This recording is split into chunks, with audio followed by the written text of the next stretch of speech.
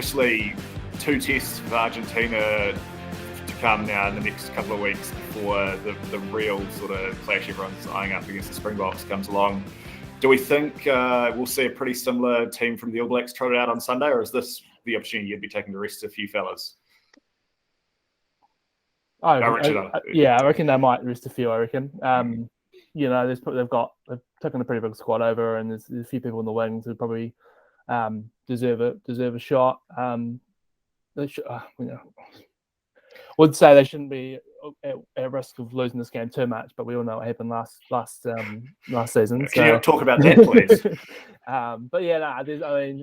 There's no. I think there'll be a few changes. I mean, you keep your core of what you got there, but I'll be surprised to see that from that same sort of 15 start, and maybe some of those people come off the bench and see if maybe they give TJ a start,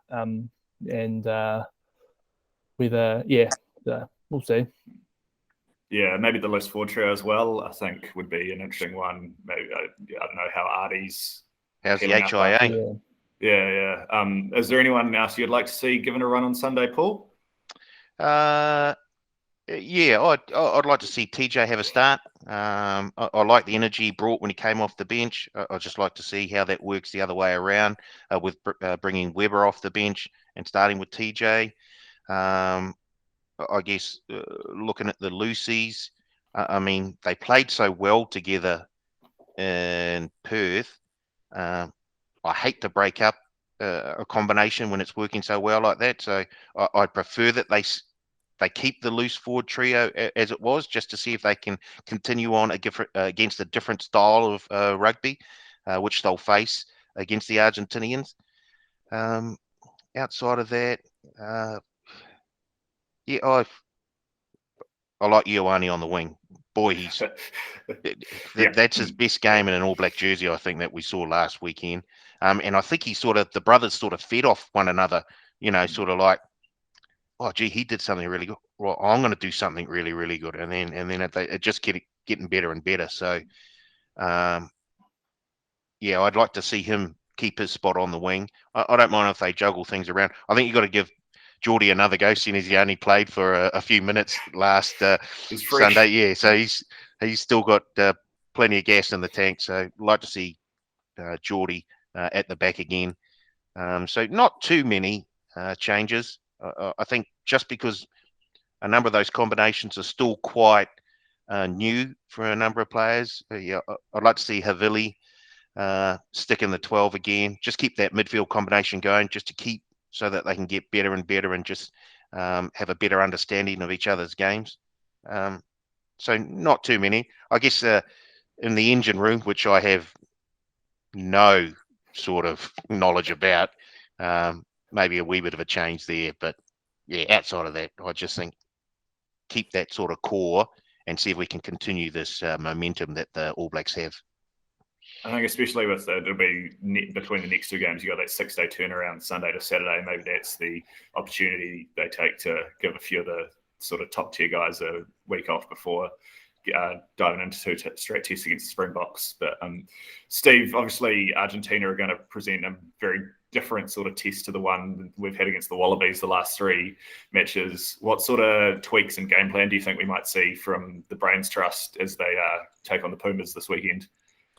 No, I don't think there'll be much of a change in game plan. I think how they played against Australia is how they've got to play against South Africa. I think if you go back to the last meeting, which is South Africa in the World Cup when we played them, we were getting a battering from them in the first 15, 20 minutes. And it wasn't until we were able to get a few cross kicks in, get a bit in behind them, get the ball alive, they couldn't set their defensive line.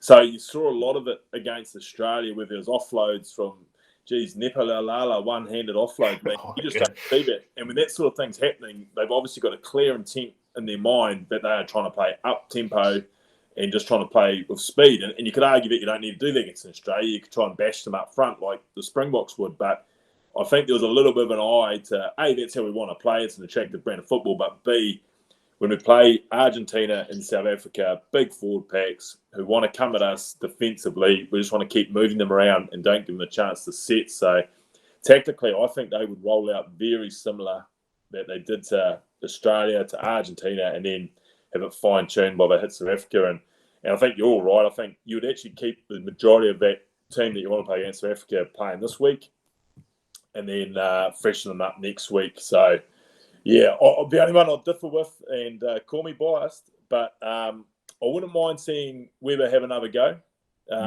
First big test match, I thought he did well. Give him another one. We know you've got 70 tests from TJ. You know what you're getting from him. Let's see Weber bank another starting halfback, in the locker sort of thing. But no, I wouldn't make too many changes. And I do really like Rico on the wing.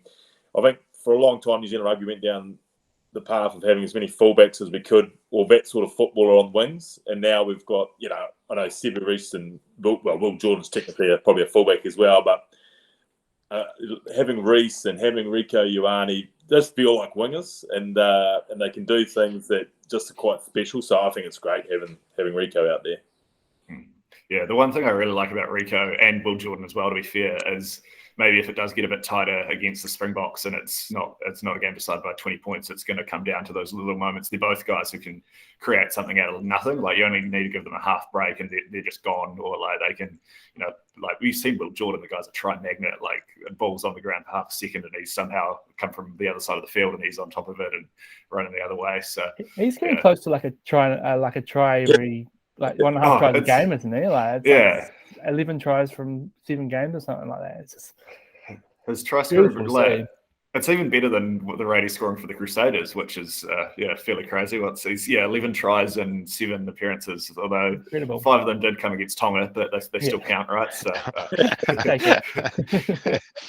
I wouldn't. Patrick, it sounds better if you didn't add that. Yeah, exactly. Edit that bit out. But yeah, seriously, back him to score 2 tries on the weekend if he does start. You'd be feeling pretty good about that. Wouldn't mind seeing him get a go at fullback though at some stage. You'd have to think. A bit of a queue there.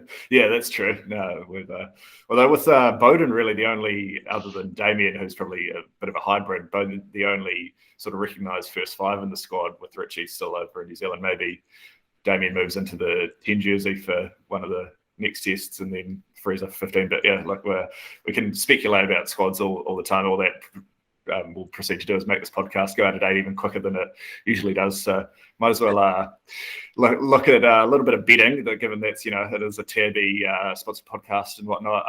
We've all sort of said we think it's going to be a pretty similar team to what we saw on the weekend. Probably most of the first choice guys getting at least one more week in the starting 15.